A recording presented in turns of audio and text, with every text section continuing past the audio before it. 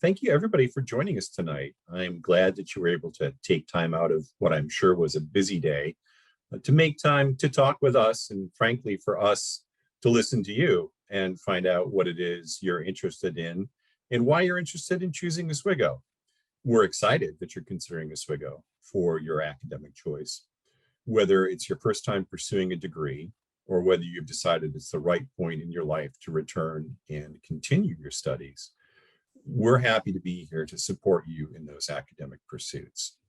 As Melissa mentioned, and I'm sure you're aware if you've been looking into this, we offer several degrees online and in Syracuse. We'll talk more about those as we go through the night.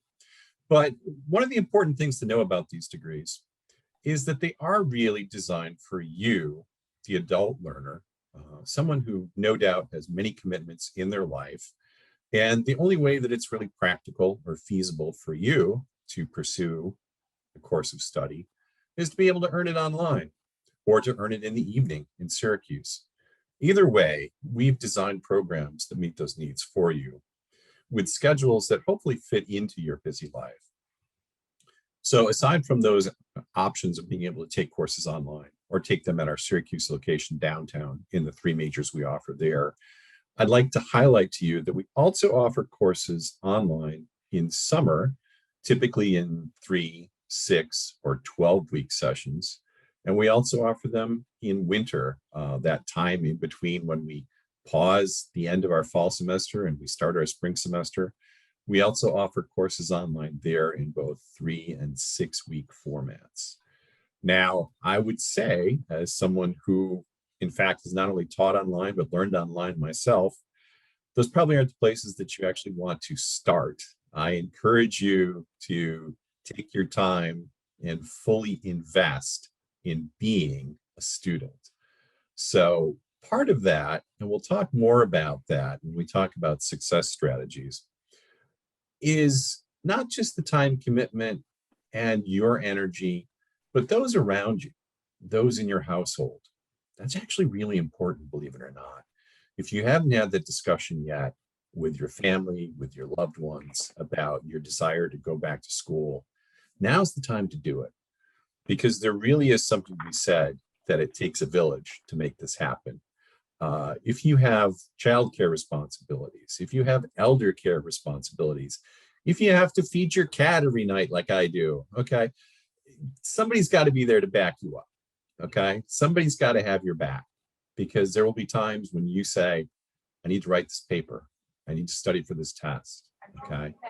I need somebody to give the kids a bath. So hopefully you're having those conversations at home, and hopefully everybody on your team is also on board with you, because your success is everybody's success in your household. And I want you to really think about that. Now, if you're asking yourself and you're wondering, well, can I do this? I'm really not sure. You know, it does take time. It does take effort. But I want to ensure you that we believe you can do it, and that we have the support team here to assist you in our academic planning coordinators. They'll be with you every step of the way, making those course choices with you, talking about actually your personal and professional goals and how your education will line up with that. And giving you tips, we'll talk more about that in a minute, about how to be successful online and balance out all those other life demands. But I want to tell you that the team here in extended learning, many of us actually have practical firsthand experience in doing just what you're thinking about doing. I myself am actually an adult learner, as well as a graduate of SUNY Oswego, believe it or not.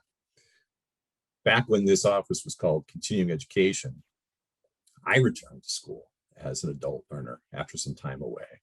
And the team in this office guided me successfully through that process to earn my bachelor's degree as an adult while I was working. And I went on later in life to earn a master's degree. And as we say about lifelong learning, it doesn't have to stop if you don't want it to. So currently, I'm pursuing a doctorate, actually fully online, which is a really interesting story. So I'm sharing that with you to tell you that we understand where you are, because many of us have been there just like you. And we know that you can be successful, because we've seen many others and helped many others along the way to be successful as well. So having said that, and again, I will again say welcome to you. I'm glad you're here with us tonight. I hope you'll find this interesting and informative. We've got many things lined up tonight to talk about, not just the academic components, but all the other parts that we help provide to you to help ensure you in success. You'll meet many of the people responsible for those functions tonight. And later on, you'll actually have time to break out and talk with my fellow associate deans within the academic programs you're thinking about. And you can learn more about the details there. So that's just a little preview of where we're going. But right now, I'm going to turn it over to Sarah Worley, one of our academic planning coordinators. And Sarah's going to talk about success strategies, what it means to be successful, and tips for you. So Sarah? Hi, everybody. Again, thank you, Greg, for introducing us so nicely. I'm one of the academic planning coordinators, as Greg mentioned. I'm just going to be going through some basics of online learning with you. It's going to be kind of quick that I'm going to be going through a few slides with you, but I promise you, just as Greg mentioned, we as academic planning coordinators in this department, we take the time to work with you individually, one-on-one, particularly our first appointments with you. We're going to go through all of these details with you and make sure that you understand your degree audit, how to register for classes, how to advocate for yourself along the way. So I'm going to go ahead and share my screen and run through some slides with you just as some talking points. We're going to touch on registering for classes, accessing your online courses, what to expect with class structure, what an asynchronous versus a synchronous course might look like, and managing your time effectively. And these are just some big important points that we like to make sure students are fully aware of to start thinking about as you're planning on, hopefully attending soon as we go. So the first piece is your DegreeWorks, which is a wonderful program that we use as our degree audit system. So when you guys are coming into the program, the admissions office is reviewing your transcripts, and this is where everything is housed that you'll be able to see in terms of your program requirements, the overall degree requirements. We'll be going through the courses and how they've transferred into the program, as well as the remaining credits and specific courses that you need to complete as part of your program. And this is something that you have access to at all times in your student account. So you can go on and advocate for yourself and sort of do pre-planning each semester you're thinking about taking courses and what that's going to look like, even before you meet with your advisor. And so DegreeWorks is a fabulous program. This is just a screenshot of a student's DegreeWorks to give you an idea of what the top of the screen looks like. It really just has a lot of information, and it's what you should be looking at each semester to do your planning. Okay, we will go through this with you in detail because it is just jam-packed with lots of good information. So we want to make sure you fully understand the different pieces, the overall number of credits that you have, the upper division credit piece that all students need to have as part of their degree programs. This is just a shot of the major section. Now, this is an online business student, but depending on the program that you're in, it will show you how your transfer courses are coming into the requirements. It will show you the courses that remain, and it will allow you to click on those blue links so that you can pull up the course description. You can figure out what the prerequisites are for that class to determine in the coming semester if you're eligible for that class. So again, this is just a really nice tool to be able to use and keep track of what you still have. Just a couple of advisement and registration pieces that we really like to stress with our students, new and continuing. Degree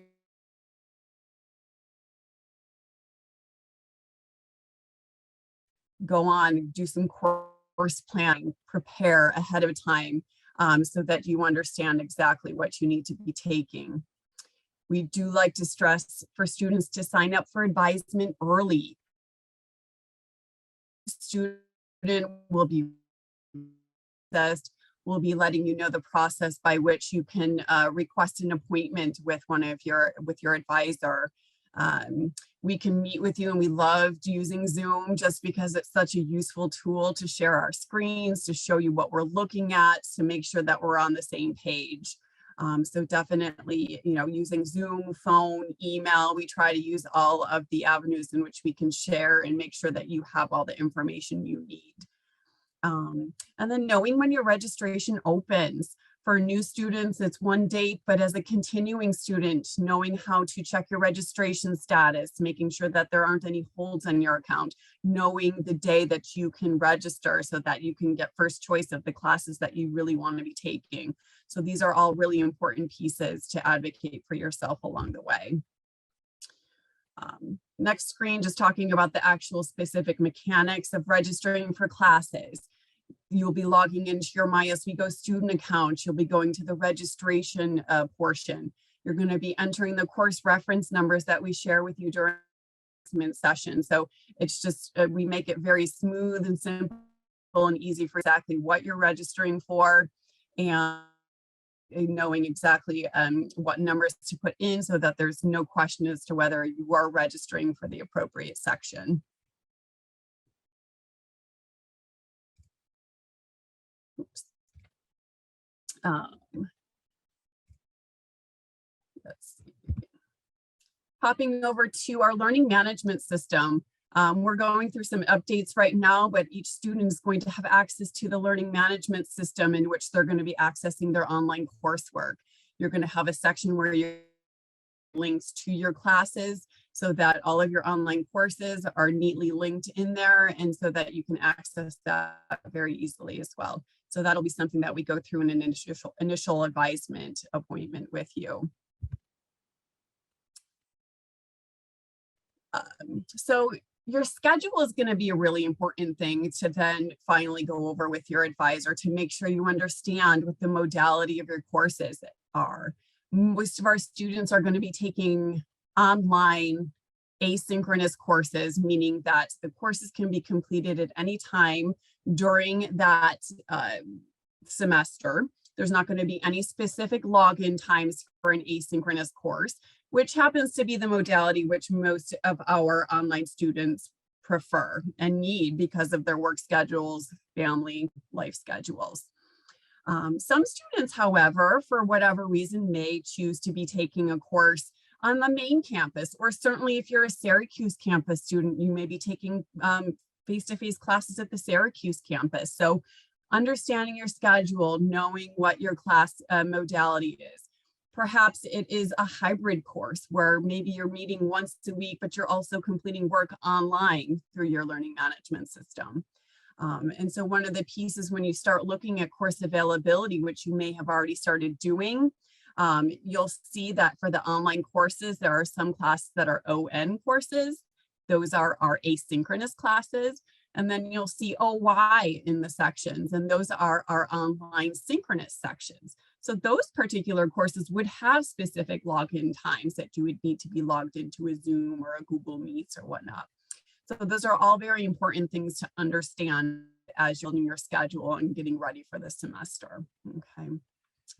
Once you're logged into your learning management system and you're accessing your courses during our preview week, which is the week prior to classes starting, you'll be able to learn and understand how the instructor has set up the course.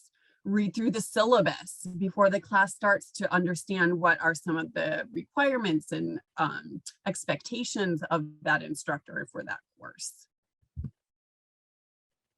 The next piece I just want to touch on is creating a positive work environment, which is a really huge thing for online learners, especially if it's something that you're not very familiar with or it's new to you. Creating your own space where you can, have a comfortable place to work, spread your materials out, minimizing distractions in that workplace, just something as simple as having your cell phone in a different room or silencing it so there's no distractions. Setting boundaries with your families and roommates, like Greg was saying, if you have children, making sure that they understand, mommy or daddy, we're working, in our classroom. We need to make sure we have from this time to this time, as quiet time to focus. So just making sure that there are those boundaries and that that you have that.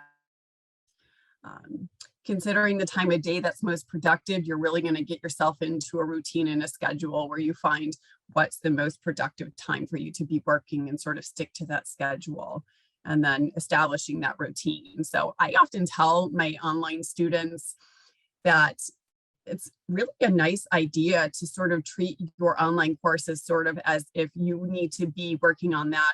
Maybe Tuesday and Thursday, I work on this math class, and maybe Monday, Wednesday, Friday, I'm going to work on these 2 other courses. Just sort of having that schedule to break up the work so that it doesn't seem overwhelming at any one time. Reaching out to your instructors is also an important piece. I hear a lot of times questions from new students. Can I reach out to my instructors and my professors if I have questions? How can I build a rapport or relationship with them?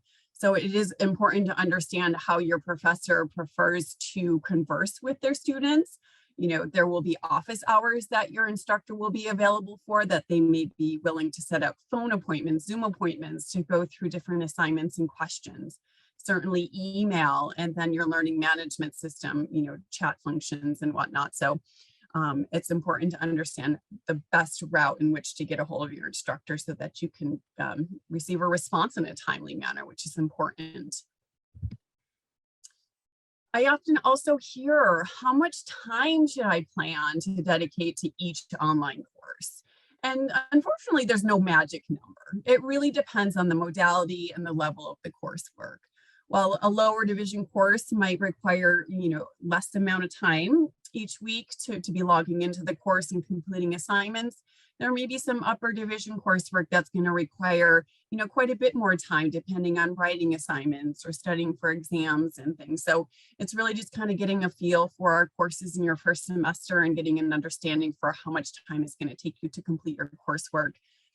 Typically, you know, it's good to for 3 hours per credit hour each week. So, you know, for a full-time 12 credit schedule, you could be looking at 4 to 6 hours of work per day, depending on the time in the semester. Certainly during midterms and finals, it gets rather busy. So planning accordingly will be important. And so one of the biggest things, and hopefully you guys have already realized this as transfer students, that utilizing a planner, staying organized, making sure that you have all of your assignments and items on a calendar and are very organized so that you don't miss something, and that you can prepare for larger upcoming events and activities. And then just talk to your advisor. That's what we're here for as academic planning coordinators. We work with a wonderful team of advisors.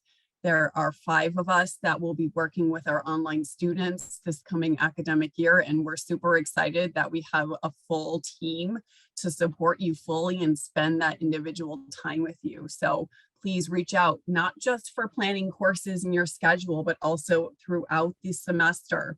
Should you have any issues or challenges that you may be facing, reach out. We can talk to you about solutions. We can talk to you about options that you may have with your courses that you might not be aware of. There are so many services that we can connect you with, and we'll hear from some of those departments today about the services they provide to help support you throughout the way. So definitely talk to your advisor, plan accordingly, and we're here to support you. So please don't hesitate to reach out. And from here, I will go ahead and let Sandy take it away, Sandra Barganier, to share with us some information about IPS and other. Thank you, Sarah, and hello and welcome everyone to SUNY Oswego. I'm really excited to see you tonight. My name is Dr. Sandy Barganier. I'm a professor in the Department of Health Promotion and Wellness. I'm also the new program coordinator for a brand new online degree completion major that we have called Integrative Professional Studies. And so you may not see that yet because it's just going to get going slowly this summer, but in full tilt next fall. Integrative Professional Studies is a bachelor's degree, and in Bachelor's of Art, it's a BA as well as a BS. And it's really a highly customizable and flexible major that will help you prepare for the many futures of work. And as you know, over the last 2 to 3 years, especially with COVID, work has changed dramatically. But we had this degree in the process prior to COVID. And it's really a focus on giving you the skills that you are going to need to work in the changing workplace as it changes right now. Especially, we're preparing you to be remote workers. We're going to prepare you to be team workers in a remote environment. Hopefully, you'll develop communication skills, digital skills that are necessary to work in a remote environment, self-management and self-care wellness skills, because we know so much how work is tied to our family life and work-life balance, and especially since COVID, how important everyone's mental health and well-being is for you to be a productive worker. We're also going to examine social structures and systems and how that has impacted the workplace. So I'm jumping in here as really a new major that you don't see yet, but will be there. So right now I've been teaching the introductory course, Introduction to Integrative Professional Studies, for 2 semesters. And so I have many online business administration students, broadcast journalism students, and some other students from other majors. They're mostly online, and it's been very well received. And so I'm excited to be offering these courses in the fall. We'll have the introductory course as well as the capstone course, and you're all welcome with input from your advisor that you just met, one of the advisors, Sarah, to determine whether this is a good major for you, or you might want to just take one of our courses as an upper division elective. So check it out. And I look forward to seeing you hopefully this fall. Thank you. Thank you, Dr. Barganier. And so we're going to go ahead and we're going to get started with our various campus offices and support services. A lot of students who are online or at the Syracuse campus might think that they don't have access to these services because they're not on the main campus, and that is not at all true. So to start us out, the question everybody always has is, what about my financial aid? So I'd like to introduce the Associate Director of Financial Aid, Jenny Hoffman. Thank you so much, Melissa, and it's wonderful to see everyone on this call tonight. I actually recognize one name of a student that I have met with back in December. So hi, Diana, if you're there. So just want to let everyone know the financial aid office will be processing all of your federal and state financial aid. And so what that means is that when you fill out your FAFSA and you add SUNY Oswego school code to that form, we will receive the information in our office electronically, and we then can go ahead, we can set up your financial aid package. We'll include any federal grants and loans that you qualify for, but we also estimate your eligibility for New York State programs like the New York State TAP program and the Excelsior Scholarship Program. So if there's anyone on the call this evening that's thinking, oh no, I haven't filled out my FAFSA yet, I want you to know you have plenty of time still to get that done. Even if you are planning on starting to take some classes during the summer, you still have time. If you need help completing your FAFSA, we are here to assist you.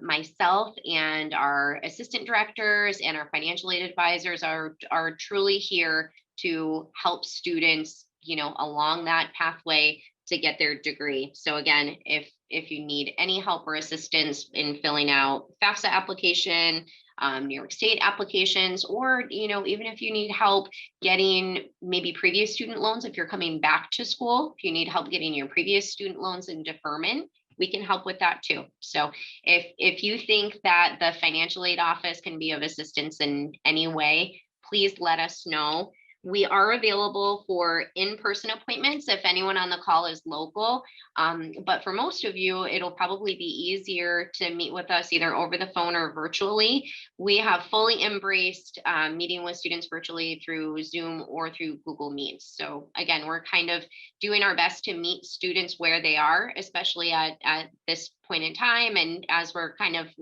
hopefully toward the tail end of COVID, again, we really have embraced the virtual environment.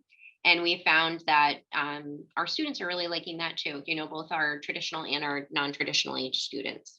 So just a couple of other items that I wanted to share with our prospective students on the call. When you are filling out your FAFSA, if you are finding that your current income in 2022 is less than what you reported on the FAFSA, which would have been 2020 income if you're going to start attending in the summer or fall, please let us know. Our financial aid advisors do have the ability to use what's called professional judgment to take your expected income for 2022 and adjust the FAFSA to your current income. So the purpose of that truly is to try to increase your financial aid eligibility and get that package in terms of federal grants as high as possible, so you get the most money to help you cover that tuition bill. So again, if you have any questions or concerns, please feel free to reach out to us. And with that, I'm going to hand it over to Laura Harris, our Web Services and Distance Learning Librarian. Hi, everyone. I am going to share my screen, hopefully without any technical hiccups. Can everyone see my screen? Yes. Okay, wonderful. Like our learning management system, the library website is going to be getting a little facelift this summer, but I wanted to point out a couple of things.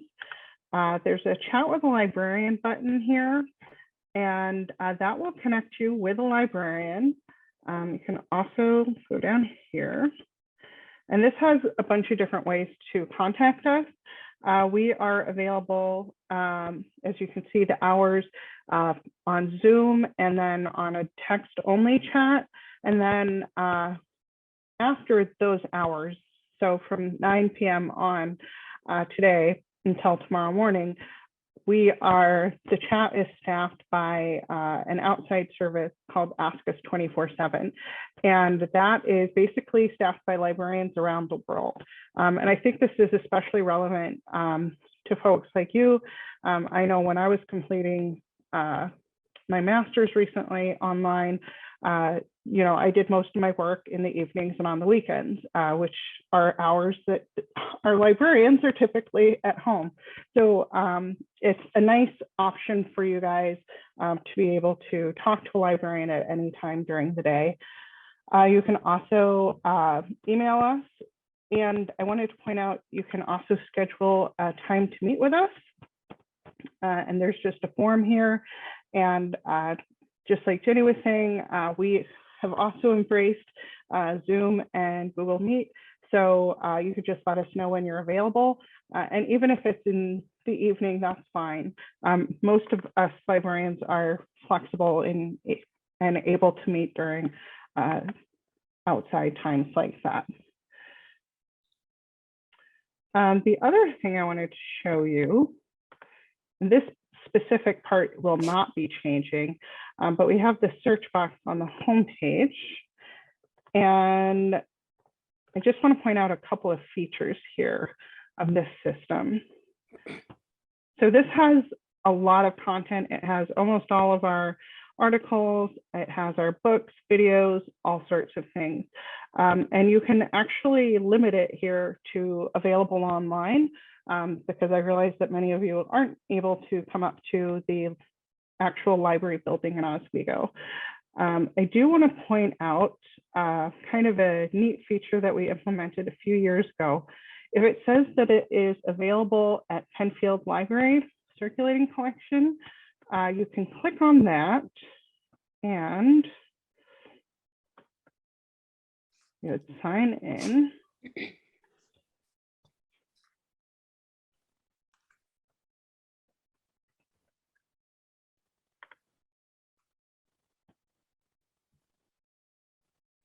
And you can just click request for pickup.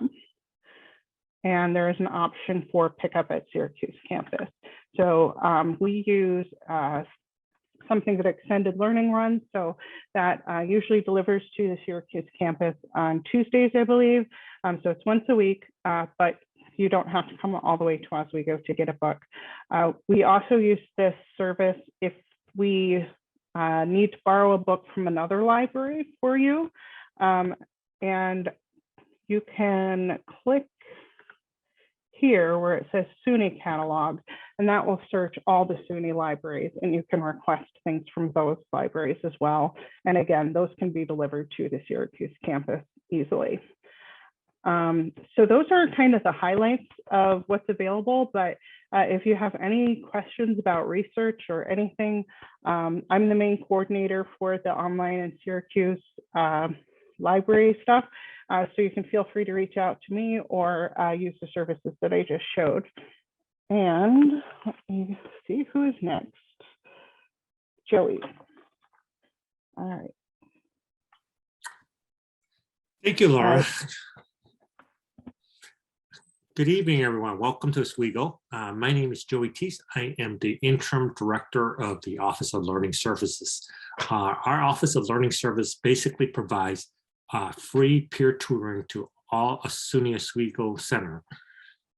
Most of our tutoring at this particular moment happens to be campus-based, but knowing that we have a growing online and a Syracuse campus population, we are in the process of negotiating a new contract with an online vendor. Hopefully that will be happening in the fall, that will offer you 24/7 tutoring service, including writing help and drop-in appointments. So as we are negotiating that, we will hopefully roll that out to you when our negotiation is finished. But in the meantime, if you do need tutoring assistance in a course that we offer or don't offer, just email us. We will do our best to find a tutor to set up either an online appointment with you or online session or in person if you happen to be at the Oswego campus. The only thing I can tell you is please use us. You know, we might not have everything listed on our website just because we tutor mostly in the 100 and 200 level courses and in the most popular courses, but we do get requests. If you need assistance in something, please email us and we will try our best to find a tutor to fulfill that request for you. Also, one of the other things that we offer is being an adult learner and returning to school. We do have tutors who are trained in helping you develop your study skill, reading comprehension, note-taking, in certain other areas of academic success that you might have forgotten. I know if I've been out of school for a little while, I don't know how to write anymore and taking notes. First time I took a class in a while, it was just scribbling and I didn't know what else to write and just wrote everything down. There are tutors, our tutors are also trained in giving you one-on-one appointments in learning some of those basic skills that you might have forgotten from before. So the most important message that I can give you is, reach out to us if you need help. We would do our best to find someone for you to help you assist, and our tutoring cost is free and available to you. So please reach out to us if you need any assistance. With that, I'm going to turn it over to Patrick Devendorf, who is the Associate Director of our Office of Accessibility Resources. Thanks, Joey. Good evening, everyone. As Joey said, my name is Pat Devendorf. I'm the Assistant Coordinator for Accessibility Resources. And what I do is we provide academic accommodations for students with documented disabilities, which is a really long sentence, but what actually we can do is help you to be more successful in your classes. Some students may have had an IEP or a 504 in high school, even if it's a bit ago, and that's okay for some of us, like me, it's been a long time since high school. We absolutely can work with you, okay? The main thing you're gonna get out of this whole conversation of what I share is just that, reach out to us. Use your APCs, as Sarah said, and contact us. Our process is this. We ask students to register, and that is you will provide documentation, and we'll get back to that. You will have a face-to-face meeting or a Zoom meeting, that's fine too, with either myself or our coordinator, and you'll complete a registration form, which we can email to you. Once we have all those pieces, we can then issue you what's called an accommodation letter, and that letter only lists the accommodations you receive, nothing about why you received them, okay? And that could list things like extended time and alternate location for tests, note-taking, e-text. There's a lot of different things that we can do. So, don't necessarily think, oh, I didn't have any of that in high school. There are things that we can do. And when I want to get back to the documentation piece, is that One of our earlier presenters, actually it was Jenny, talked about our professional judgment. We also are allowed that. And that meeting with a student is where we'll kind of glean what can be the best help for a student. So once that letter is sent to your Oswego email, you send that to your instructors, your accommodations are in place for the rest of the semester, and then you decide if and when you ever use them. Okay. Sometimes students come to us mid-semester if they've been injured, if they've broken their arm or shoulder or whatever, and they need assistance, we can absolutely do that. So it doesn't have to be necessarily a learning disability. It can be a physical challenge, and we can certainly help with that. I guess really I'll just close with, don't prejudge because you don't have docs. Just reach out to your APCs and then contact us, and I'd be more than happy to help. Thank you.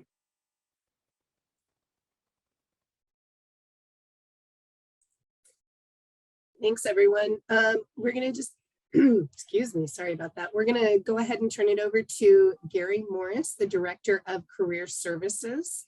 Career Services has a lot of great opportunities for you that he's going to tell you about, and I highly encourage you to take advantage of those. Gary?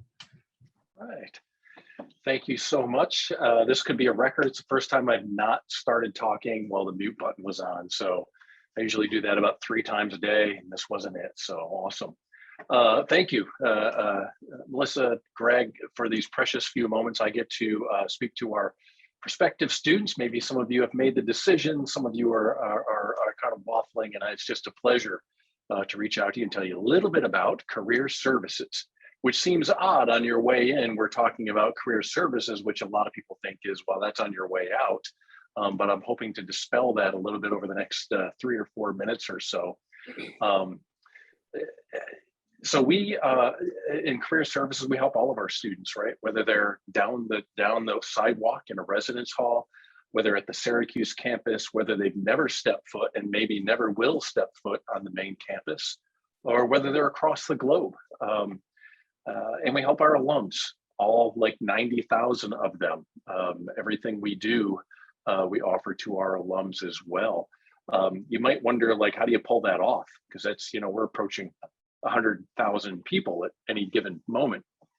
And I think it's because, like so many people on this campus, we see what we do as a calling and not just a job, maybe not even a career. This is what we feel we're meant to do, is to be in this position at this time to help our students move forward successfully and professionally in whatever direction they want to go. I know SUNY Oswego is chock full of professionals who have it in their heart to help students. I definitely know our department does. And that's what drives us forward every day, as fast and as hard as we can go to help our students be successful. And I'll show you a couple of ways we do that. But I will try to not mess up a screen sharing moment here. A bit of a tagline, yeah. We help our students discover the life they're meant to live. And I know that sounds kind of all Disney, shoot for the stars, grab the brass ring, whatever, but it's really honest to goodness what we believe. We truly believe this in our heart. There is a life all of you are meant to live. And it's a pleasure to help you discover what that life is and help you compete for that life at the highest possible level. We do that lots of different ways, which I won't bore you with tonight. But I would point out a couple of highlights. First, like so many people on campus, I would support, our greatest asset is our human capital, the folks that have dedicated their professional lives to helping our students and alumni be as successful as possible. And so we have a customized model in our office. Years ago, it was me and I would meet with everybody, regardless of class year, major, career aspirations, where they're from, where they want to go. I had to know everything, which was a little difficult. But we moved into a career community model where we have actual experts who know everything there is to know and continually grow and develop in that area in a certain set of career paths. So Mike Aldrich, he is the person that tries to know everything about everything to help students interested in going into the business career fields. So he knows employers, he knows the student organizations and clubs related to business, he knows faculty, he knows alumni, he knows community members, and he tries to wrap all of those pieces around each one of our students that want to go into a business field of some kind. It's probably important to note that it's not necessarily a business major.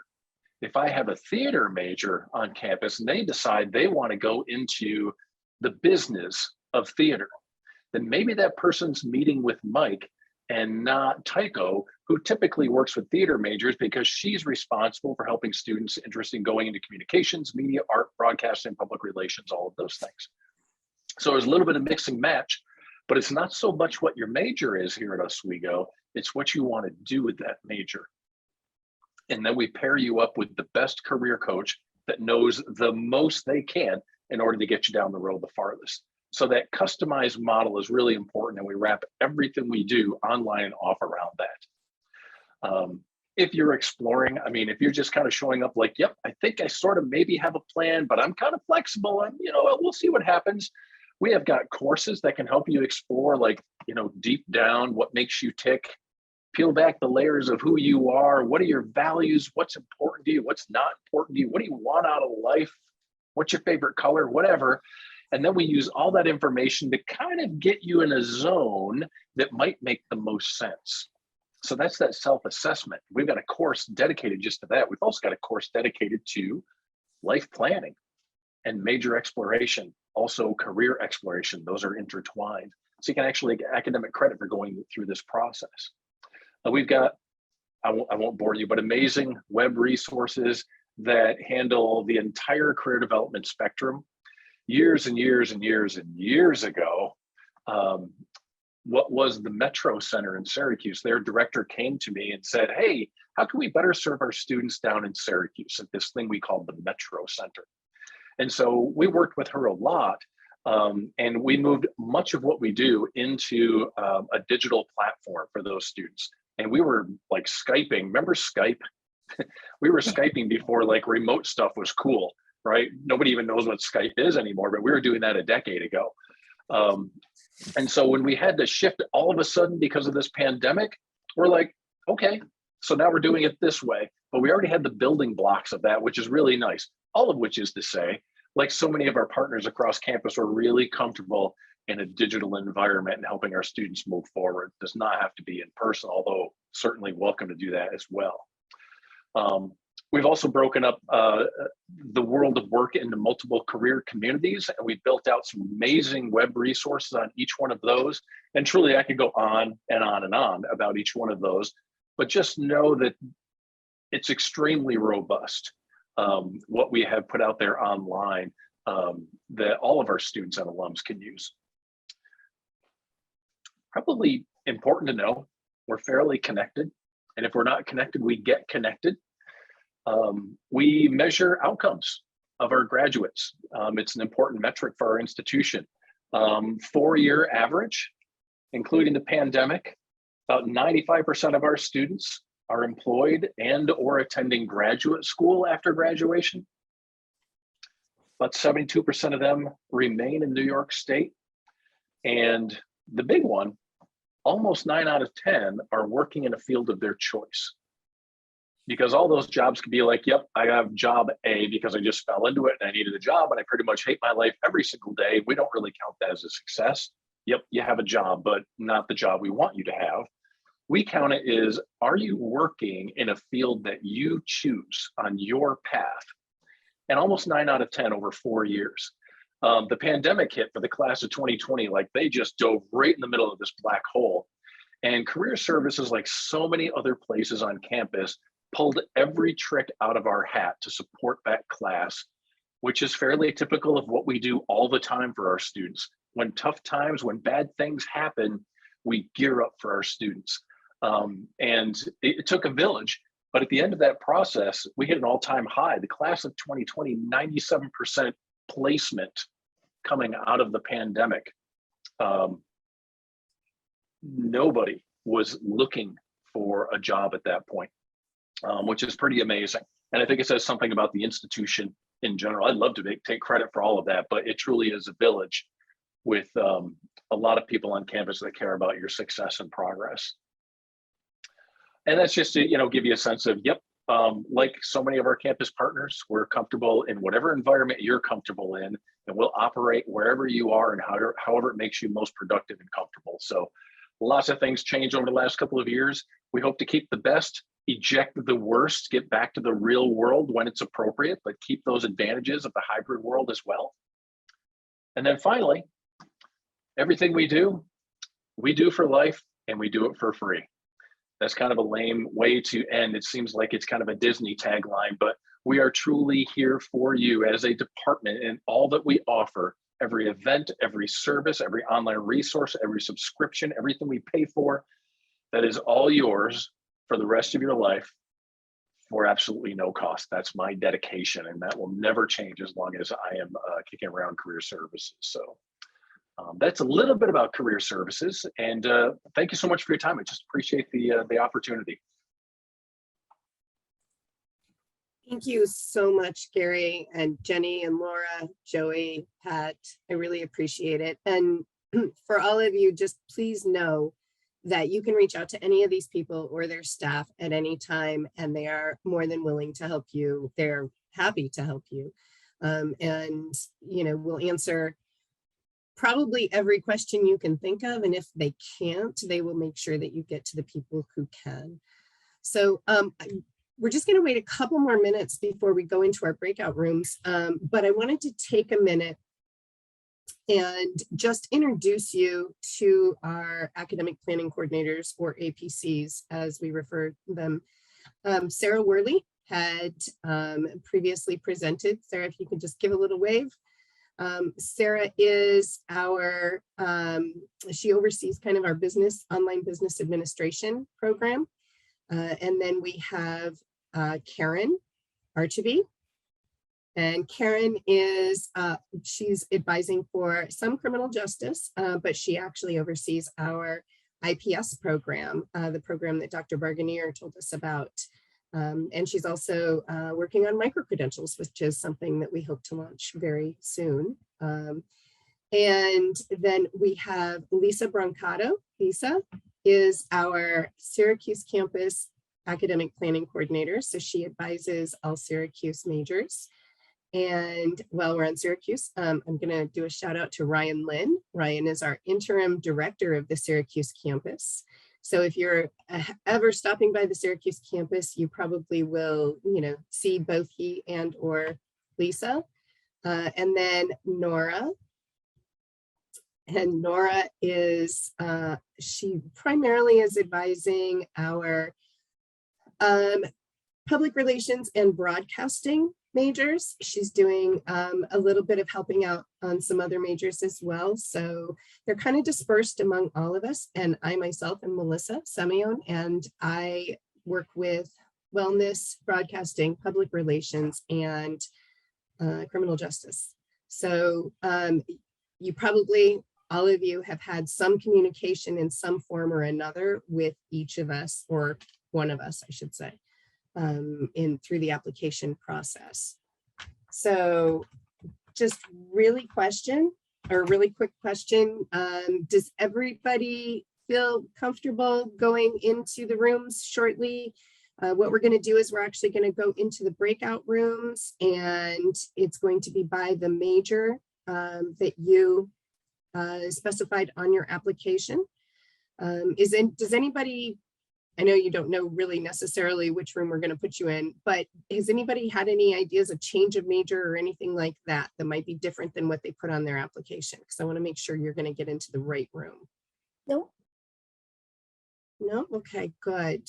So going into these rooms, we're also going to have our student panelists, and our student panelists are current students as well as recent graduates of your programs. And so after you speak with the associate deans in each of the breakout rooms, and the APCs, respective APCs will also be in those rooms. But after the associate deans kind of tell you about their schools and everything in the programs, we're going to return to the main room. And for those of you that can stick around, Staff and faculty don't need to, but you're more than welcome to. But we're going to go ahead and we're going to open it up for the student panel, and that's your opportunity to go ahead and ask questions of those current students and graduates of these programs. So please stick around. You know, that's really, you know, where you get to find out what the programs are really like from those that have walked in your shoes and been exactly where you are right now. So welcome back, everyone. I hope that you had some really good conversations in your breakout sessions. I can tell you that the associate deans are absolutely fantastic, very informative, and very supportive of our programs, and I'd like to thank them for that. And again, staff and faculty are more than welcome to stick around for the student panel Q&A, but you don't have to if you don't want to. What I'd like to do right now is go through and just introduce our student panel. Oh, and I'm seeing my Brady Bunch squares are moving, so I'm going to try and go. I will go on top. If you could please just kind of give a wave when I introduce you. Trisha Harris. She is with our Wellness Management Program. Hi.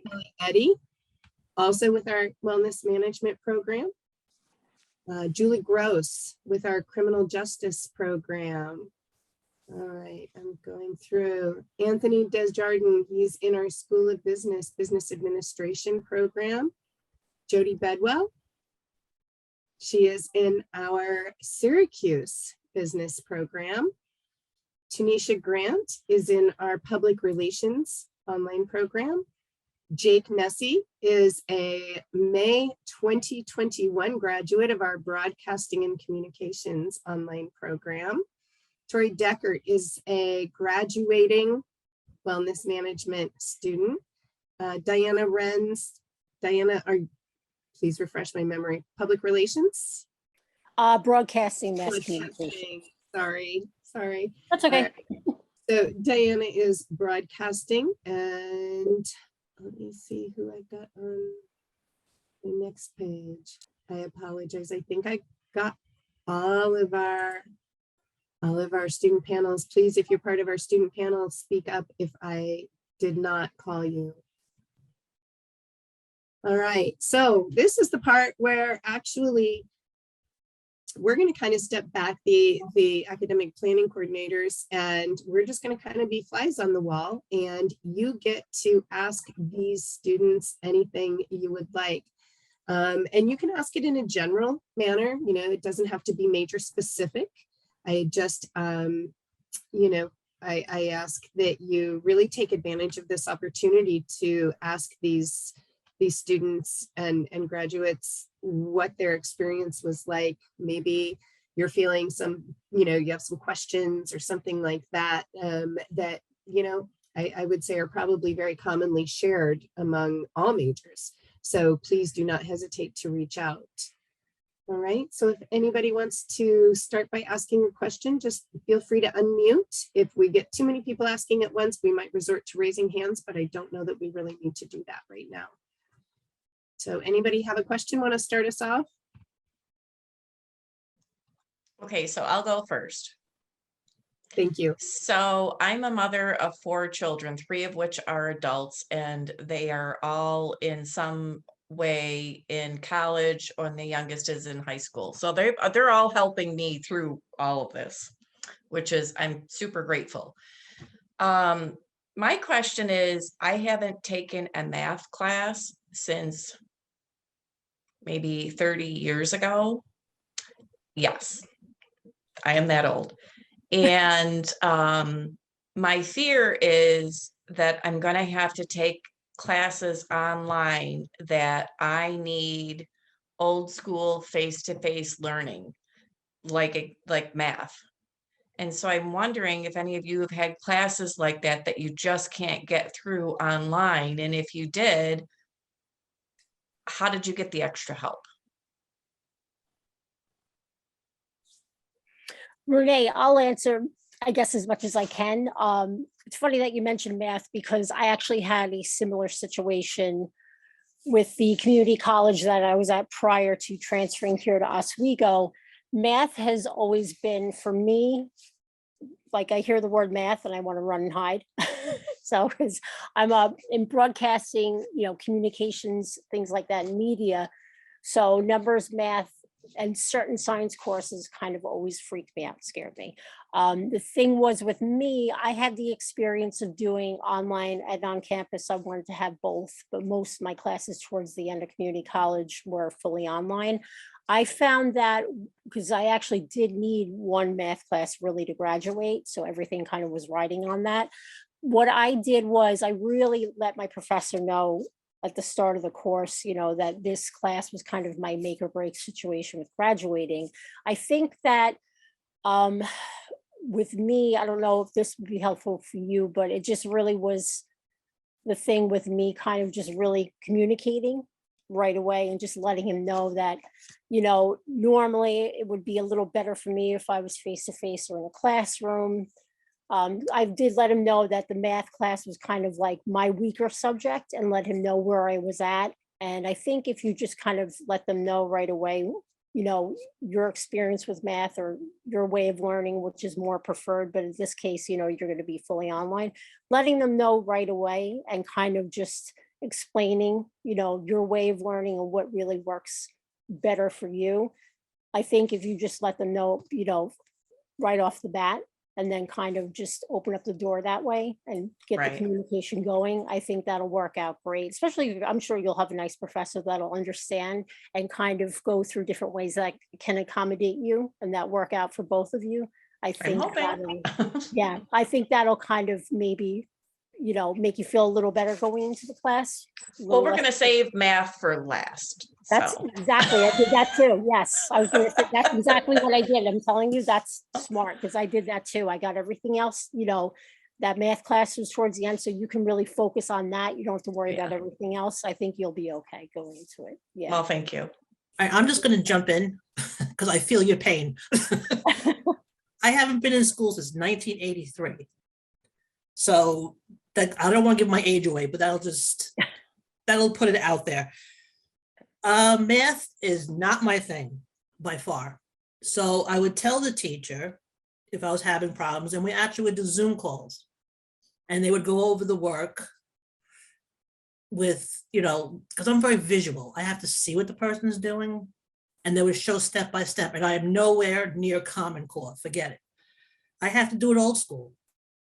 So it worked and I was able to do it. Look, I'm not going to say I got an A, but I passed. So that was my thing. And that's my biggest nightmare was math. So I figured I'll take criminal justice because there's no math in there, but I'm wrong. There is math. Well, that's why. So I was going to go for accounting and then I was like, oh, no, there's no way. Well, that's the thing. That's the thing, because the way the math is taught today, I have no clue. Right. My daughter will show me 100 times. I have no clue. We'll have the same answers, but I have no clue. So I just shied away from it. But I tell you the truth, I would use YouTube also. Yes. Yep. That's a great. And I would use, they would very they was very structured and you could see how they got each answer and you could visually see how they got it. That's what I would kind of rely on. I can't hear her. You're still on mute, Renee. Whoopsie. That what I was trying to say was that was my thing. I agree with Julie using other resources to teach you, but it's frustrating when you're enrolled in online classes and you're expecting to be taught, but essentially you're teaching yourself, which I don't know for anybody else, but for me, when I get frustrated, there's a wall and I shut down. 100%. So that's what I'm terrified about is. But you really don't. You think you're going to, but you really don't, to be quite honest with you, because you have a lot of time to complete the assignment. It's not like it has to be done in 5 minutes. Yeah. And you could also get tutoring as well if you really would need. I have 4 kids that they're gonna tutor me. Yeah, well, yeah, right. So I mean, sometimes my daughter's 17 and I go to her. Yeah. At times, because let's face it, 35 years is a long time, that's. Yeah, I hear you. Yeah. Yeah, Thank so you. you know what? It seems overwhelming, but you get into the swing of it and you'll be good. I'm 54, so you know if I could do it. So I We'll haven't talk been in a year. yeah, well, I haven't been in school since I was 16, to be quite honest with you. Oh, geez. Okay. And I went back at 50. Kudos to Yeah, you. that's great. So it's doable. Yep. Yep. Thank You you. could do it. Mhm. It's cliche to say, but just remember that you really aren't alone, because there are so many of us that are in the same boat, and everybody has their own way of doing things. But like I said, once you find something that works for you, or that works for you and your professor, I think you'll be on a great path and a great start, and you'll just keep going forward with that. Both Anthony and Jody on the calls today are continuing business students, so they may be able to share something more specific in terms of the statistics or the Math 208, which is our math app for business and management. What were your strategies, guys, getting through the math? I will say a couple of them I did take in person at Syracuse, especially statistics. I took it as a summer course, so it was an accelerated course. And honestly, statistics, hard to say, hard to do. I really struggled with it. I leaned on my, the other people in the class, my classmates, my professor. I failed the final because my husband decided to tell me he was moving out the night before my final. But I still managed to pass that class because I did so well going on. I did the work, I put in the time. I had the good grades getting into that I was able to endure failing a final. And I wasn't even able to finish the final. But, and like everybody's saying, you just get into the swing of it. I work full time. I do this part time. I took 4 classes this semester, and I'll tell you, I'm glad I'm almost done because I'm done with this semester. I don't know how people work and take 5 classes. I could never. I've had classes that I've signed up for online and dropped because I knew that even 2 or 3 classes was going to be too much, and just went back to them later. And sometimes that's what you have to do. You just have to do whatever works for you, however many classes work for you. You can take as little as 2 classes and still get financial aid. So those are some of my strategies anyways.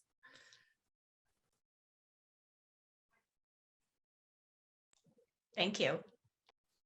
Thank you so much. And I just kind of put in the chat, panelists, if you're willing to share your name, major, and email address to be able to answer any further questions that the applicants may have or serve as a mentor to them, please feel free to put that in the chat. And applicants, please, please feel free to take that information down. Sometimes it helps to be able to reach out to someone and say, I'm really scared about this math class, or whatever, the case might be. And Julie, I didn't let you wait until the very end to take that math class. I made you do it so that you would get over that fear. And, Don't call me out. Don't call me out. So, but you did great. You did a fantastic job. So you surprised yourself. And I think that, a lot of times that happens is you tend to psych yourself out, For me especially, I'm an overthinker. Yeah. So, Me and I know. too. So I'm a Me complete too. overthinker. And truthfully, I dropped out of high school at 16. So it was very, very, I didn't leave education with a very good feeling. So for me to come back, it was very difficult, to be quite honest. But I wasn't going to fail twice. It's a good attitude. That's, yeah. I feel that too. I was a high school dropout as well. Same. And went back. I got my associates in my late 20s, and now I'm in my 40s getting my bachelor's. So you just do it on your own time. That's it. Yep. I ended up You're getting my ready. GED at 49. Awesome. That's great though. You do when the time is right, You gotta have the right mindset. That's what you what you Exactly. said. Yep. So panelists, if you could just share the question that I asked of all of you when we chatted before this, could you please just kind of think about what do you know now that you wish you knew when you were an applicant, when you were starting the program, what helped you the most? If you could just share that information. I can go first and kind of kick it off. So I think the main thing that I learned, I think this is mainly from Melissa herself. I think time management and patience are the top two things that you need to know, especially when you're doing online. As Jody said earlier, you can still get financially and go down to 2. There have been so many semesters where I have bounced around from, I'm like, yeah, Melissa, I'm great. I'm going to take a full course load, but I'm also working full time. And then I email her like a month later going, hey, I'm actually dropping this class. And she calls me 5 minutes later. What are you talking about? I told you this is what needed to happen. I knew that we were going to drop it. And it happened from semester to semester. I would pick up and drop off, whatever. But you have to do what works for you. So I think time management is the number one thing. I was talking in the break-off group how Melissa really just drilled in my head, you have to have a handwritten calendar. That's the number one thing. Every time I talk to her, she's like, did you get a desk calendar yet? Did you get the desk calendar yet? Finally, I got it in my head my last semester at Oswego. I got the desk calendar. I wrote everything out. Graduated with a 3.8 in my last semester. So it was a great feeling. But time management, patience with yourself, and just gaining the confidence with yourself that you can do it. I worked 2 jobs, one of them being full-time. One was 1 day on the weekends, and I took full course load. So not saying to overwork yourself like I tend to do. However, do what works for you. That's the number one thing I could take away from that, and to do my know now, wish I knew then, do what works for you.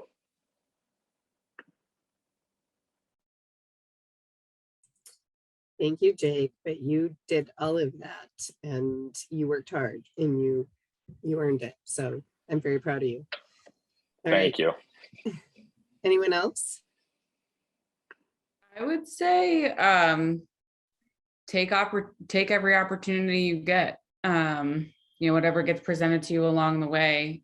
So I wish I knew that there was going to be a pandemic when I started and how long it was going to put me out of work. That's definitely something I wish I knew, because I started January 2020 in an already online program, which so it worked out that nothing really changed for me. But I think I wish I knew that I could have done more earlier, but we all had no idea what was going on with the pandemic. But, I kept my return to work date kept getting pushed back. So every time it did, I was like, okay, I'm going to take more classes now. This is my opportunity. I'm going to take it. And I was anticipating only going to school part-time, taking 2 classes, never really taking breaks. So taking summer and winter courses, which I still did, but because I was able to take the opportunity of extra time and take on more courses, I was able to do a couple full-time semesters, which was awesome. I'm graduating at least 1.5 years earlier than I thought I was going to. So take every opportunity that's presented to you. You never know what life is going to throw at you, and just, if you have the time, take it. I kind of want to speak to the opposite end of that, just because I started in 2018 part-time and I thought for sure I could get done in 3 years, and it became too much. I work full-time. I had personal things going on. Last year I started a business on top of my full-time job. I did what I could, and I took the breaks. I was like, oh, I'm going to do winter breaks, and I'm going to do summers, and sometimes, I needed a summer off. I needed a winter break off. I needed only to take 1 class or 2 classes. I needed to do what worked to get through it. And it's taken me longer than I anticipated, but I have 3 classes left after this semester. I'm done in December, thank God. And I can't wait. The time will pass anyways. Just do it. Just take your classes however way it works for you. The time will pass anyways. So I just wanted to speak to the opposite of that. Yes, take every opportunity, but take a break if you need it to.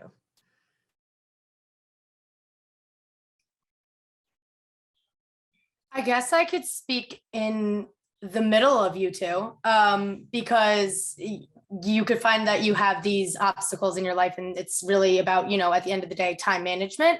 But it's really about finding balance within yourself and around your classes. And I know I was actually gonna say exactly what Jake said. Melissa helped me through so much. And I know she said it is us at the end of the day that did it, but it's truly you're using your outreach and your resources as a person of contact, a point of contact, and some guidance, because that really helps you through a lot of it as well, no matter what pace you are on, how long, how quick, how slow it may take one person. You are on your own track, you are on your own race. So I think it's really important to use your resources to make you feel and become more motivated and encouraged to be able to finish that race on your own and your own time, own pace, whether that's having the opportunity or not.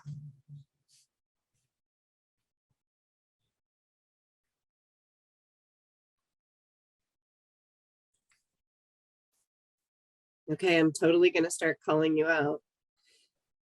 I'll do it. Callie. You want me to do it? Oh, Julie, go ahead. Okay. Callie, you're up after Julie, so you Okay. can think. If I would have to change one thing, it would be asking for help.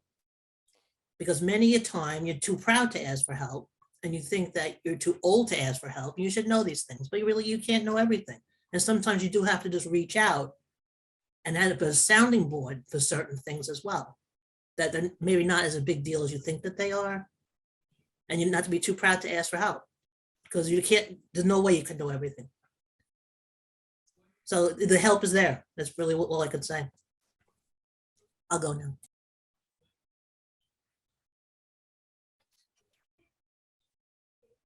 I'm trying to avoid a meltdown here. We need Band-Aids and first aid and drama. So I guess the thing that surprised me was like how quickly I was able to like adapt to my new normal. I am a single parent of 4 kids. I have 2 that are autistic. I have an autistic 15-year-old and an autistic 2-year-old. So my life is very hectic. It's full of doctor's appointments and therapy and all sorts of insanity. So I first started out like all gung-ho, like, oh yeah, I can take a whole bunch of classes at once. Kind of like Jody was saying, I was just gonna push through, and like within a couple of weeks, I knew I was gonna burn out. And I wanted to enjoy my opportunity going back to school. It's been a 17-year break for me.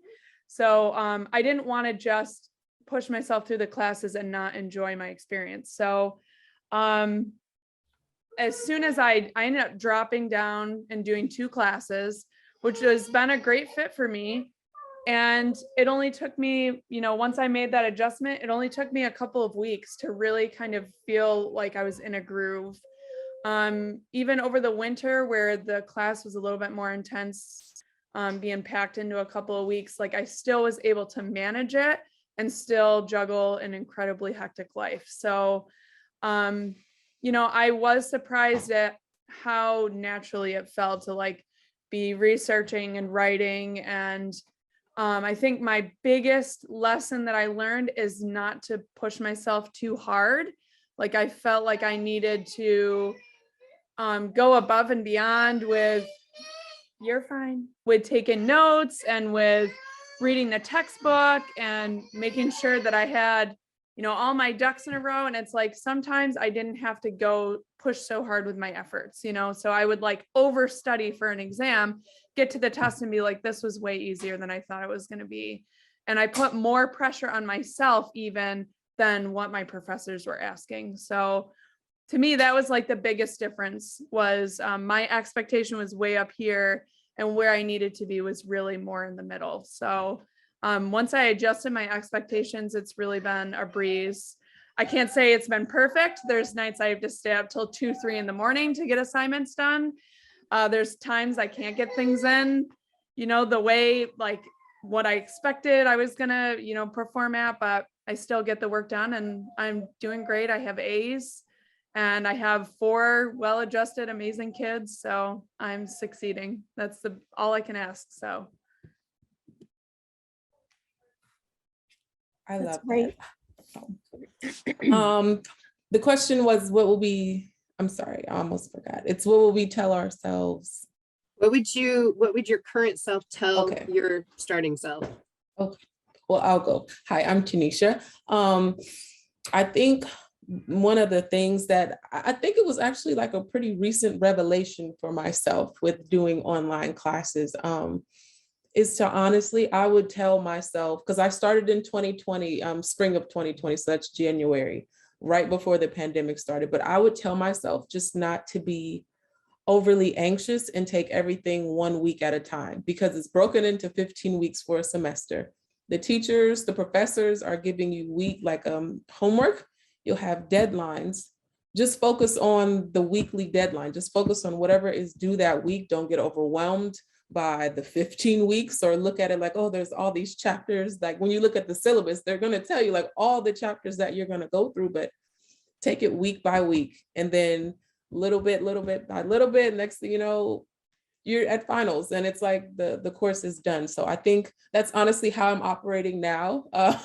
I'm just taking everything week by week and I'm like, okay, look, now we're almost done. Like the semester we're currently, it'll be done in like the beginning of May, I think. So it's like we're almost there, and you just kind of forget about it when you just take it week by week.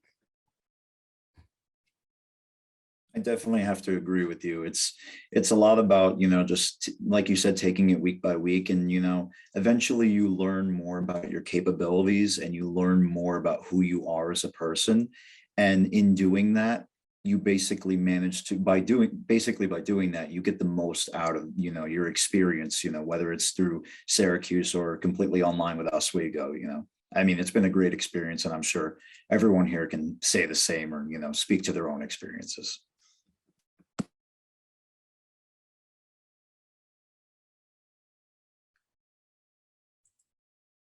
Thank you, everyone. Does anybody have any more questions they would like to ask? So you all feel 100% that this is absolutely no questions. You know exactly what the programs are going to be like, what the classes are going to be like, what the homework's going to be like, what writing intensive means, and all those things. Not really. That's really intimidating. Yes, it sounds intimidating, doesn't it? But you know what? I'm gonna. I have PTSD. Is that a thing? Like when I graduated in May of last year, I'm like, oh, thank God, it's done. Oh my God, like I can breathe. There's no more panic attacks. There's no more throwing books across the room at my husband. I'm like having flashbacks. Oh. So it does sound intimidating, but I'm going to let our panelists explain that it's very manageable. It just depends upon how you kind of approach it. I have to say, or I'll jump in. You guys go first. I'll just go real quick. I just wanted to say that a lot of the professors are really great and really great at working with you on things. If you have a scheduling issue or you have a problem, just let them know in advance. Don't try to go back after something's due and say, hey, I'm having this issue, or I have to travel for work or whatever. And they will work with you in advance. Just don't go back afterwards. But they're all really great about that. Going off of what Jody just said, that's like the number one thing that I learned was communication. So sometimes I know a ton of students, including myself, they get a little intimidated. They're like, oh, I don't want to be a nuisance, or I don't want to be like that one person to email the professor and say, hey, I have this going on, and make excuse after excuse. They will work with you as long as you were doing this prior to the deadline. And I'm not saying the night before, that is not acceptable. I would say like a week or two before. But going off of what I discussed earlier with time management, that's where like your full writing out your calendar comes into play. The courses are writing intensive. That's not a lie. Yes, it's a little scary to hear, but once you get into the groove of it, it kind of becomes part of your routine with the courses, and you get better at it as the time goes on. Now, as time goes on, they'll get a little bit more intensive. So depending on the point of the semester you're in, Some classes will require a much longer writing piece than you might have done in the beginning of the semester. I remember my final semester, I had one course where the entire course, every assignment due every week, was a piece of your paper that was the cumulative paper that's due at the very end of the semester. So by the end of the semester, we had 42 pages in that had to be submitted. It was a minimum, I think, of 35. Something like that is where you're really going to have to write out every single due date, every little piece of it, and just take your time with it. If you work on it little by little throughout the entirety of the semester, you will kind of blow yourself away at how well you were able to manage the time and how you kind of accomplish that writing intensive course. I don't want anyone to kind of take that phrase to heart and think that they're not able to do it, because you kind of need to hear that it's writing intensive. You can't just jump headfirst into it expecting you're just going to write a few essays. It's a lot of work for sure.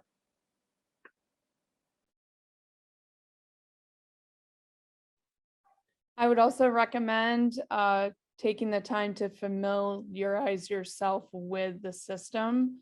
I know a lot of the professors at the very beginning will make that almost a part of like a prerequisite to the course. They'll say, okay, your first lesson for this week, I want you to familiarize yourself with Blackboard. And I really had to do that. I had never taken an online class before. I had no idea how to navigate it. My daughter takes online classes, but she uses, I think it's Canvas. It's a totally different system, set up in a different way. So I had to really figure out how Blackboard works and figure out how the navigation works, because otherwise you miss deadlines, you miss assignments without knowing where to go for each class. And it was really just kind of a learning curve. At first it felt really unfamiliar and difficult.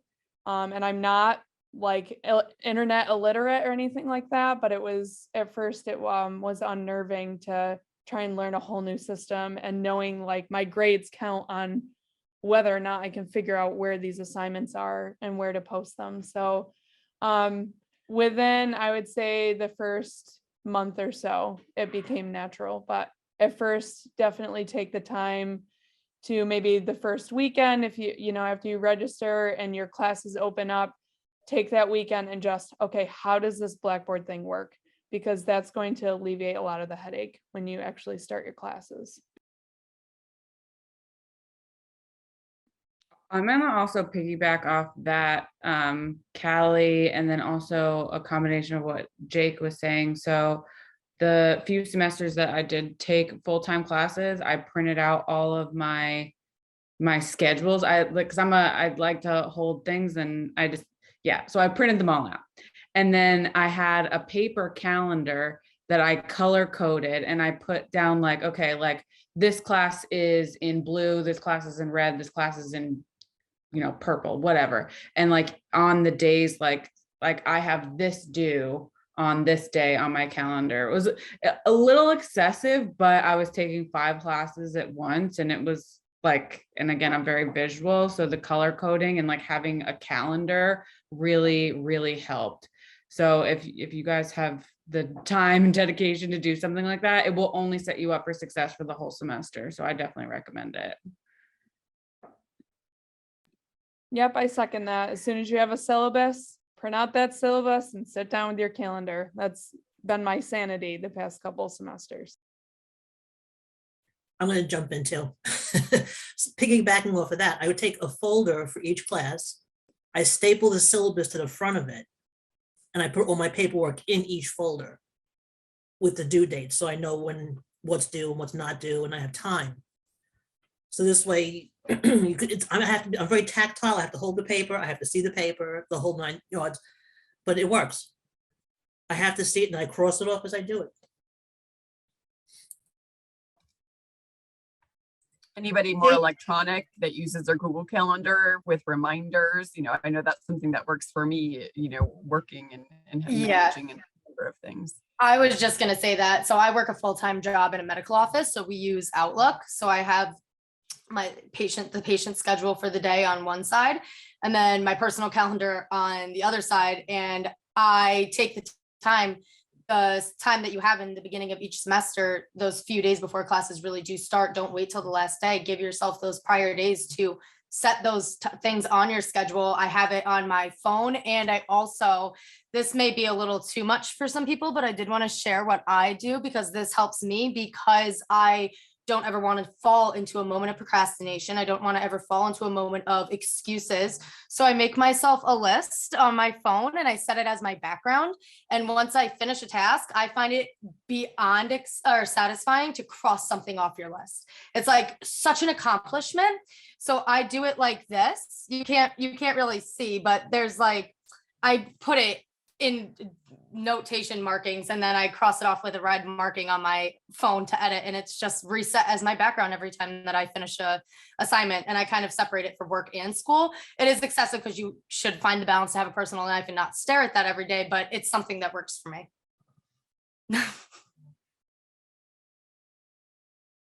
I was going to say, I think on Blackboard, this semester, I've noticed that my professors actually took the time. There's a calendar already on Blackboard, and they actually put their assignments in there, and you can see where it'll like give me an alert, not necessarily on my phone. So I do check I'm a person, I'll check Blackboard every single day. Just, I don't know why. I know what I have to do and what I don't, but I just still like to look on there to see if they've uploaded grades. But there's, I see that like now that I see on the calendar, there, it'll say like assignment due, or it'll have a calendar already on there and it's color coded itself, and it'll tell you like when you have something due on there. So that's been a little helpful for me.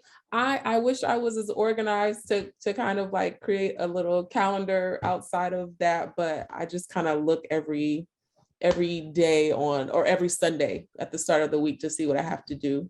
That's just how I've been operating. I wish I was more organized to be like that though. I do that as well, though. I make sure that I take the time to make it like a habit. If you guys are making a grocery shopping list because you need to eat for the week, then you should be making your schedule for the week because you have to do the homework for that week. It's holding yourself accountable and using, like I said before, your resources that if you realize, okay, I feel very jam-packed this week, communicate it ahead of time with your professors. And I've realized once you cross that fear of not wanting to be that one person, you aren't that one person. It's just life happens and we're all human, and you know, we are balancing a lot of things in our life. And I just feel like being able to use your resources along with making sure you hold yourself accountable to those Sundays, like to check your stuff for the week, is really helpful too.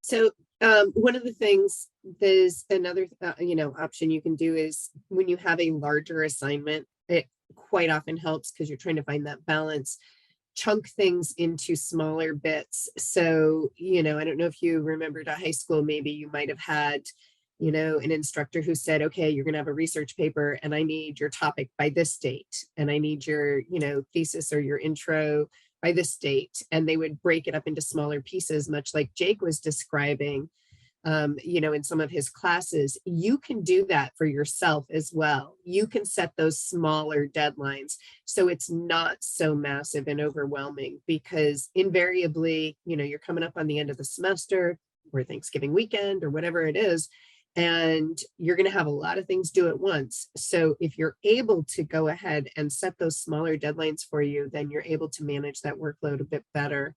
Jake has referred to the desk calendar. So I'm going to ask him if he can just go ahead and explain the desk calendar system and how that worked for him and what he did. Yeah, that was one of probably the biggest recommendations that Melissa made for me as far as time management goes, especially with myself. I work for a large tech company. I've been with them full time during my time at Oswego, and now I also bartend one day a week on the weekends. So I have a lot on my plate on top of that, and taking on a full course load. So I always have a small planner with me. Sometimes, like everyone else, I forget to check it. It's human. But Melissa's recommendation, putting it on your desk, it's kind of in your face. It's always on there. So I have my computer, I have a book on there. You look down, the calendar is right there. I think having something more visual instead of being a small closed book that I have to open and close all the time really helped. My desk was in my bedroom at my apartment at the time. So I'd wake up, I'd go over to my desk, and it's right there. It's like assignment due, paper due. This portion of the paper should be done by this day. I always made sure to at least hit my due dates. At least I got into the habit of this the last semester I was at Oswego. But I always made sure to hit the due date a day before it was due. That way I could kind of check myself and be like, okay, this is due tomorrow, but I already did it. It's already submitted. We're ready to go. If you are someone who is a huge visuals person, this definitely helps a ton because, like I said, it's right there in the open. It's not something where you have to force yourself to look into it or go seek somewhere in your book. It's right there. I know someone said earlier they used color-coded highlighters. I did the same thing. Every course was a different color. I would take all of my different syllabuses from my courses and I would go through the whole calendar for the rest of the year and just load it in there with all the due dates, all of the deadlines. Yes, it was a little painful if one of my professors did decide to change a due date due to whatever personal reason. So I would have to go through, cross it out, and make a mess. But it helps a lot. So I hope that answered that question there from Melissa. Thanks, Jake. Yeah, the other thing is if you have kids, a significant other, your partner, roommates, anything like that, you can hang that in a very obvious place where you have to walk by it every day, and it can remind you. It's kind of in your face, like Jake says, but it also can remind them, oh, well, that's why they're being so cranky. They've got 4 things due right now, that kind of thing. So, or maybe look at it and say, hey, maybe we need to, help mom or dad out, or, and maybe we'll clean. I know I'm completely optimistic and that's probably not realistic, but still they can kind of get a sense of what your schedule is like and why you might be a little bit more preoccupied with schoolwork than with going around a picnic or whatever they might want you to do.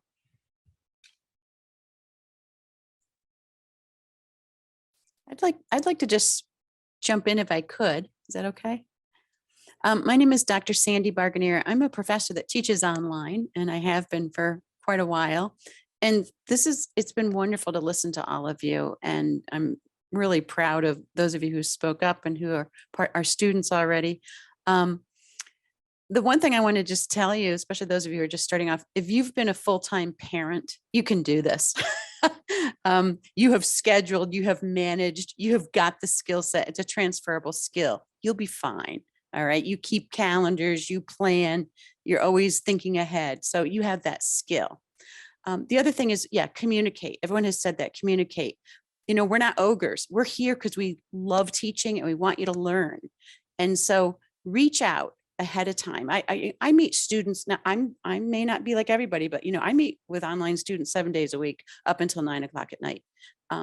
And that's good for me too, because sometimes I can't do it during the week, but hey, Sunday afternoons, I'm wide open. So ask, you might be surprised. Some professors are like, nope, they have really clear deadlines and when they'll meet with you, but don't be afraid to ask. All right. We want you to learn. And that's also the same thing with late assignments. I'm a very different professor than I was 36 years ago when I started this. It used to be like, gotta be in. Now it's like, I want you to learn. I want you to understand this. And if you have, 4 kids and 3 jobs and all that, you know what? I'm going to have to, modify a little bit. So don't be afraid to ask. And just the one other thing about assignments that I have found a lot of new students struggle with is many of us have discussion boards and we have discussion forums, and you have to post a discussion in response to a prompt on maybe like a Wednesday night. And then you have to reply to maybe 2 classmates by a Sunday night. And that's something, and for me, I do that every week. It's coming at people all the time. So it's not like there's a midterm and a final or like a paper. It's like every week you got to be doing that. And that's how we try to keep you engaged. And so that's something I think is really different for students. That's where I find in the beginning 3 weeks, people are just like, oh my God, I'm not used to all this stuff coming at me. So pay attention to those discussion boards. Because that's how we want you to start really becoming engaged with each other and with us. So that might be something new for some of you if you're just starting off online or starting. And I know a lot of us at Oswego do that. And And so that's, and again, back to Jake, you got to put that in your calendar. Like I got to post on Wednesday nights by 11:59 p.m. and I got to reply to 2 people by Sunday night at 11:59 p.m. And we try to keep it consistent, but every professor is a little different. So yeah, keep it in your calendar, but you're all amazing what you do. So you got this, you're good. Thank you. Thank you, Dr. Berganier. Julie, you have your hand raised. Yeah, I'm just going to add one more thing. If there's a certain class that teachers allow you to work ahead, I take full advantage of that, knowing in another class, I may have a larger project too. So if I find it easier, it's like basically workbook work, I'll try and work ahead a few chapters. And this way I have a little more free time during the week to work on the project, a larger project. Everybody finds their different ways of sneaking in a little time.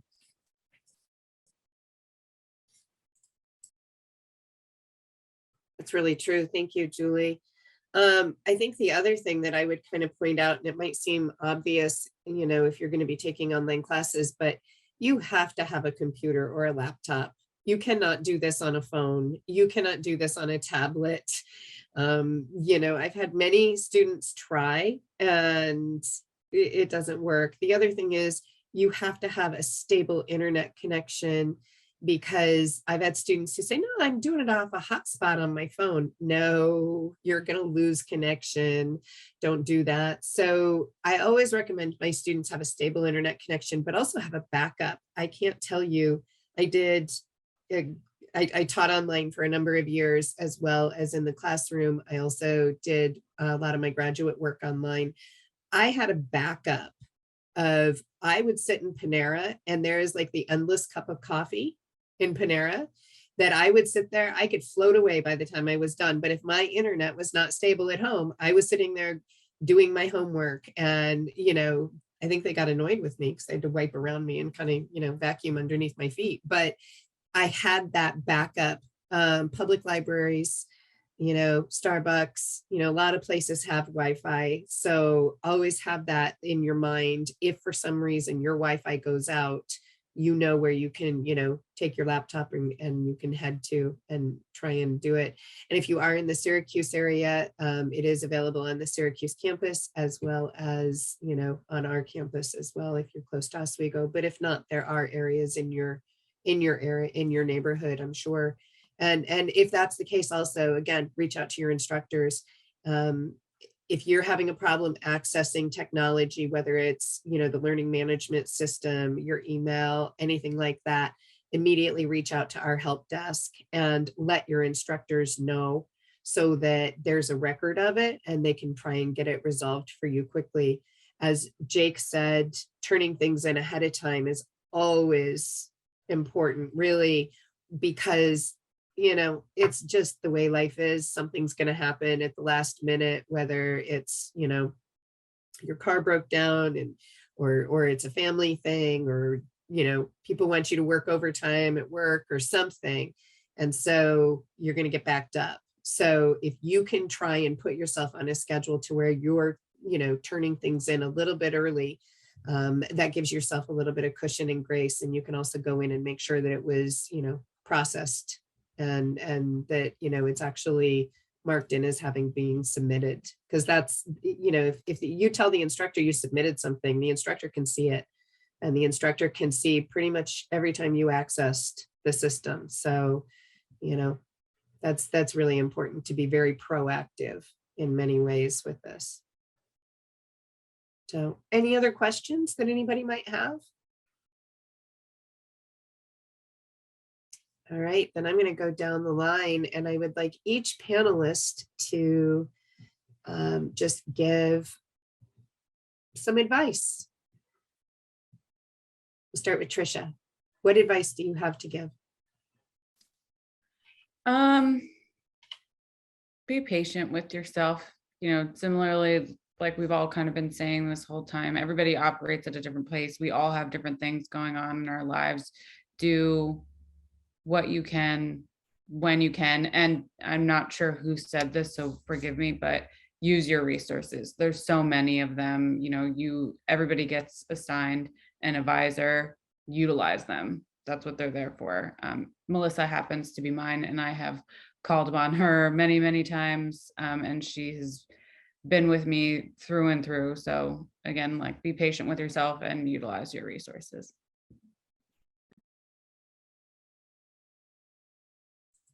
All right, panelists, you know who you are. I'm not going to call on you. So next. I can go next.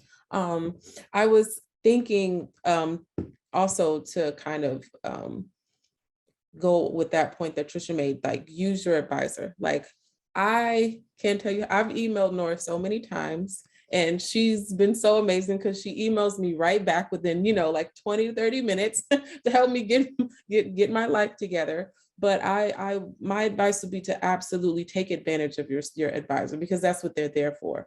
Another thing, because I'm a student that works full-time, honestly, check with your companies to see if they do tuition reimbursement. I think that was one of my hindrances. I was really scared about, how can I afford this, right? Because it's like, school, while it is definitely a privilege to be able to go to school, it's an amazing thing. We should absolutely utilize it. It's very expensive, but it can also be done in a very cost-effective way. So if you are working, check with HR and see if they do tuition reimbursement.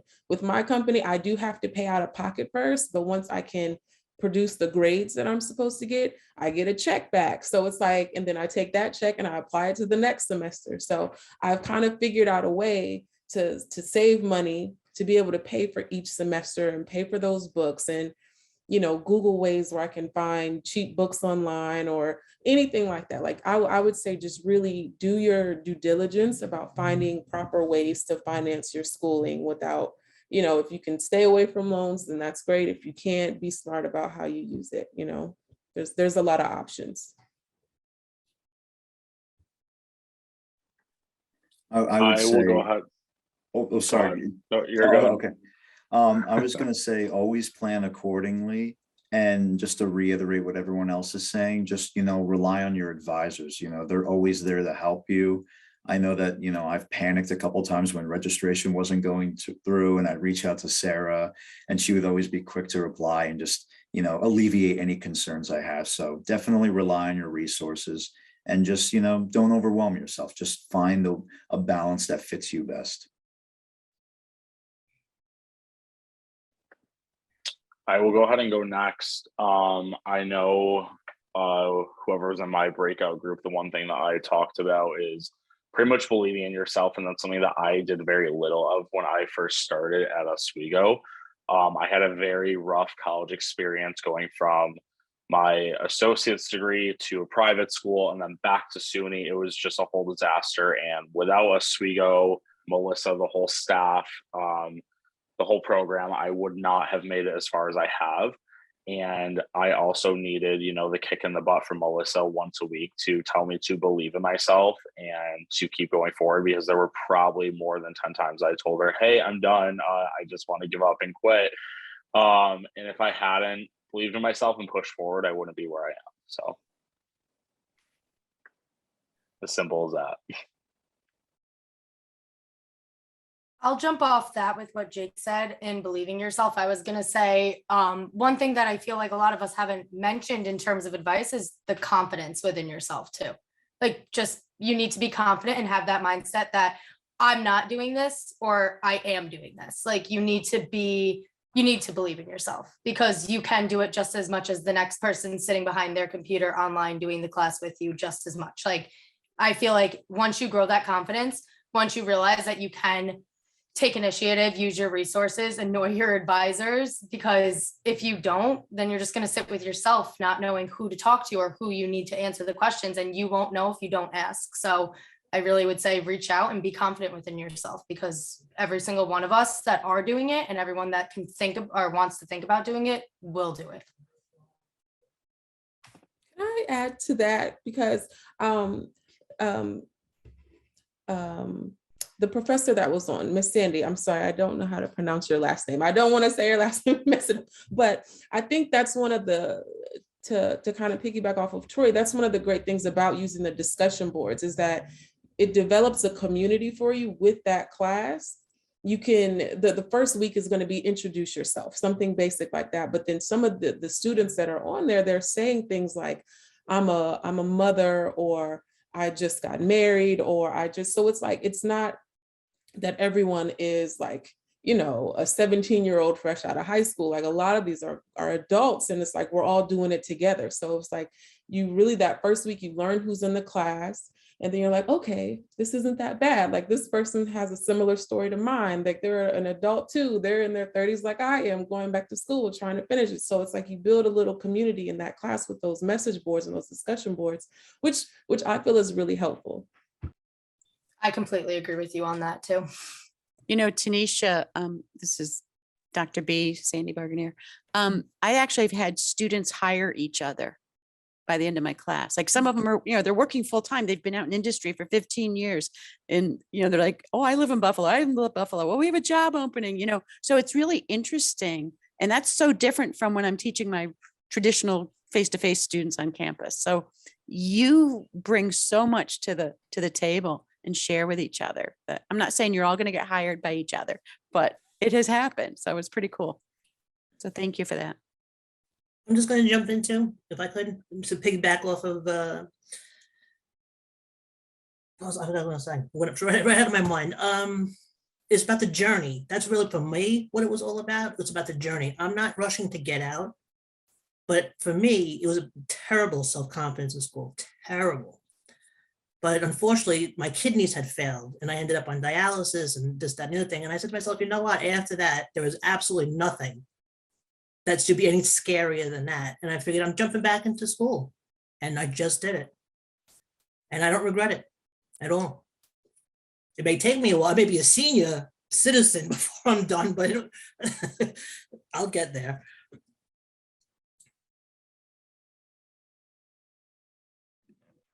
I think my advice is to just remain flexible.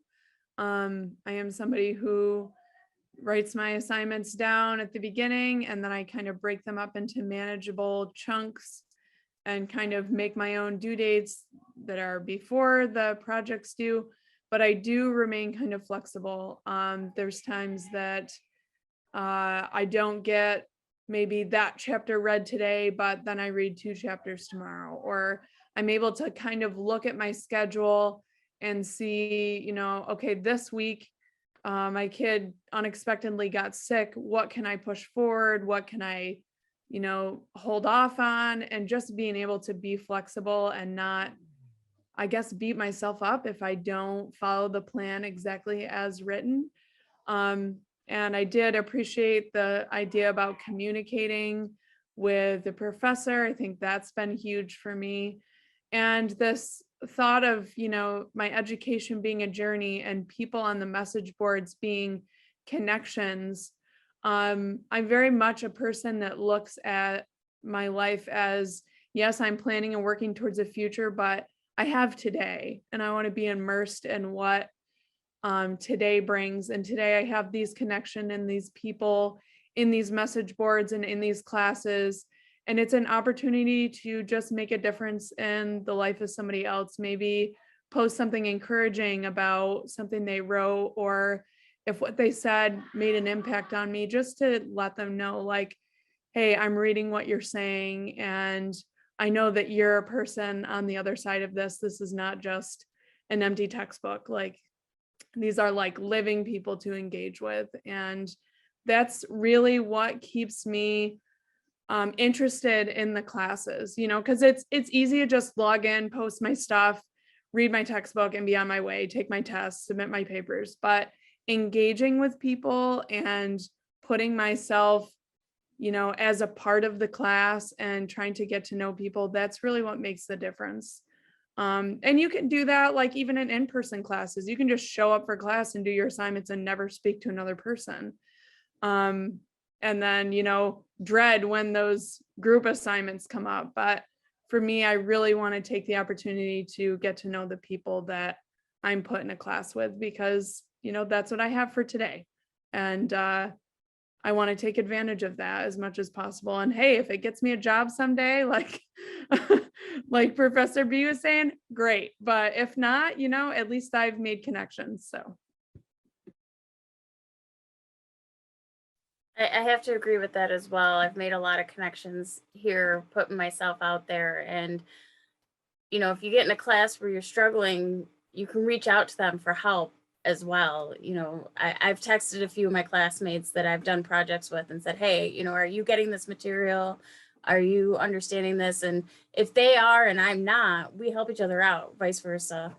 So yeah, definitely make some connections. You'll find you're in classes with a lot of the same people, and you will have that chance to partner with them again.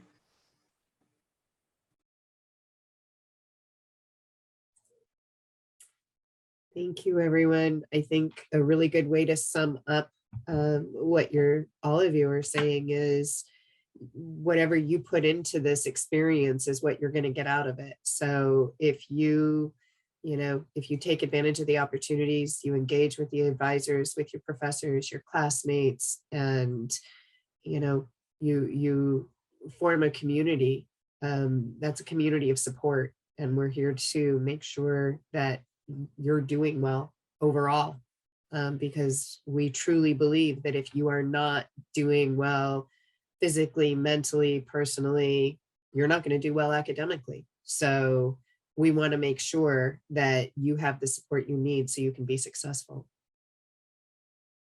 So reach out, talk to us. We are not scary. Jake might say I'm scary on occasion, but so, all right. Well, does Caitlin, Ellen, Edith, do you have any other questions? Is there anything else we can answer for you? I don't think so. Hearing somebody say that the classes are writing intensive is helpful, because I feel like my main thing is trying to figure out how many classes I can take while working full time. So I can use that to get an idea. And your advisor will help you with that as well. So that'll be something, that's covered in, that initial advising appointment and everything. So, because, we don't want to see you overwhelmed. If you're overwhelmed, you're not going to be successful. So, all right. Thank you so much, Ellen. Edith, is there anything we can answer for you? No, that a lot of good information that I got this evening, and I'm very appreciative. I thank you to everyone that was involved in putting this together. Bravo. Well, thank you. Thank you. We're glad that all of you could make it. And I'd like to thank our student panelists, as well as Dr. Barganier and all of our staff and faculty, our APCs. It has been a great experience, and I'm really excited to be working with some of you. And I look forward to seeing you when you're actually sitting in the seats of these panelists and you are either on your way to finishing, almost finished, or already done. So all of you, I wish you a very good night, and please do not hesitate to reach out to your assigned academic planning coordinator who you've been communicating with if you have questions, and we would be happy to get you in contact with any of the panelists.